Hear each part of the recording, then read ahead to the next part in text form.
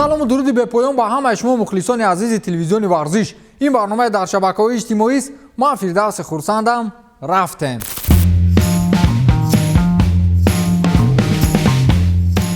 ниҳоятан Роналду рекорди Пелеро дар бисёрголӣ шикаст. ин рекорди таърихиро португалӣ бо 2 голи задааш дар бозии муқобили дастаи Удинезе иваз кард.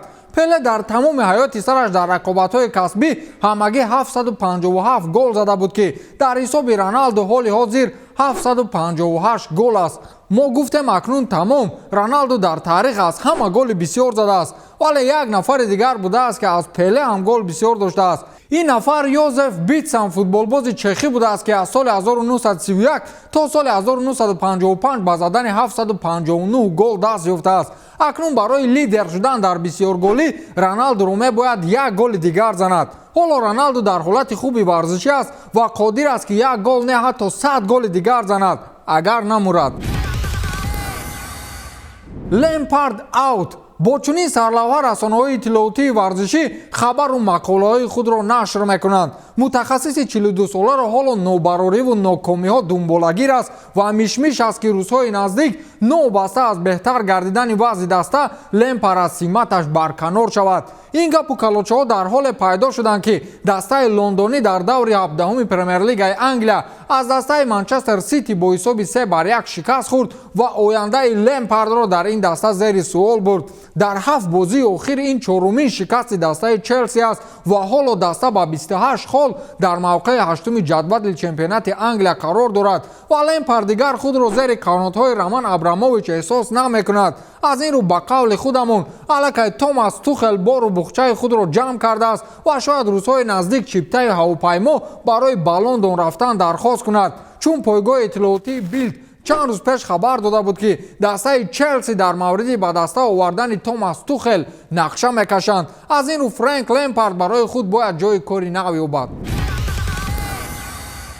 Какорин баъди озод шуданаш аз маҳбас мавриди диққати дастаҳои аврупоӣ қарор гирифт. ин дар ҳолест ки тибқи иттилои расонаҳои русӣ Какорин бояд ба дастаи Сочи бармегашт, вале яку якбора овозаи ба дастаи Фиорентина гузариш намудани ӯ пайдо шуд.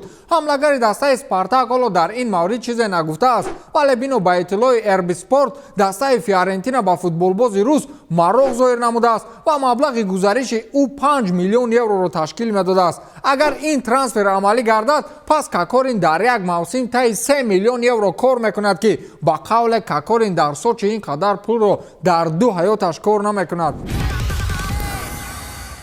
Эмили Русо номзад ба президенти бошгоҳи Барселона Габро дар мавриди маоши ҳангуфти Месси кушод. Эмили Русо дар замони президентии Хосе Бартомеу вазифаи ноиби президентро иҷро мекард ва ҳоли ҳозир номзадии худро ба президентии бошгоҳ гузоштааст. ӯ нақшаи худро дар мавриди маоши ҳангуфти Месси ва онам дар замони хеле душвори даста баён кард. дар як нишасти матбуотӣ Русо гуфт ки мо дар ин маврид як бартарӣ дорем. дар дастаи мо шахсе аст бо номи Хосеп Мария Мингела ки маҳз худи ӯ Мессиро ба даста овард замоне ки Месси хеле хурд буд. ман ба чашмони Месси нигоҳ мекунам ва мегӯям ки маоши ту хеле гарон аст ва бошгоҳ қудрати пардохти онро надорад. акнун ба мо иҷозат деҳ дар мавриди нақшаҳои варзишия мо ҳарф занем. мо атрофи ту истеъдодҳои ҷавонро ҷамъ кардаем. ӯ тобистон ба хотири пул дастаро тарк карданӣ нест, балки ба хотири нақшаҳои варзишии даста ки ба Месси писанд нест, гуфтааст Эмили Русо. аз ин бармеояд ки Месси бачаҳои ҷавони Барселонаро он қадар хуш надорад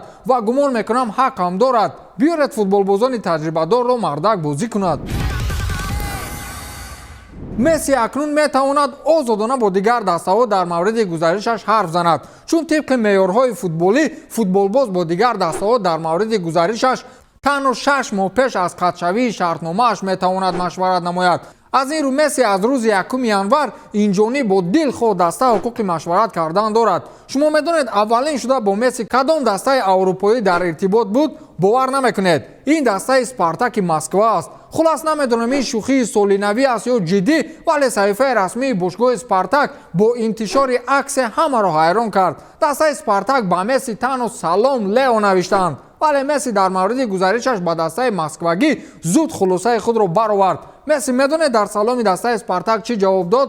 танҳо 2 ҳарф: no. дастаи ПСЖ расман сармураббии навро муаррифӣ кард. чанде пеш овозаҳое пайдо шуд ки ПСЖ мехоҳад бо Мауритсио Почеттино шаҳрномаи ҳамкорӣ ба имзо расонад. ҳамин тавр ҳам шуд ва Почеттино аз вартаи бекорӣ раҳо ёфту сармураббигии яке аз беҳтарин дастаҳои Аврупоро бар уҳда гирифт. ӯ эҳсосоти худро дар ин маврид баён кард. барои ман боиси ифтихор аст ки сармураббии як дастаи бузурге гаштам. миннатдории худро ба раҳбарияти бошгоҳ барои боварӣ ба ман баён мекунам. ин бошгоҳ ҳамеша дар қалби ман ҷойгоҳи махсус дошт. аз ин бошгоҳ ман хотироти зиёде дорам ки фаромӯш нахоҳад шуд, гуфтааст Почеттиное, ки 2.5 соли ҳаёти худро ба сифати футболбоз дар ин бошгоҳ сипарӣ кардааст. ба фикри шумо Почеттино дар ин даста муваффақ мешавад ё не? ба ҳамин тамом, то дидори навбатӣ, хайр.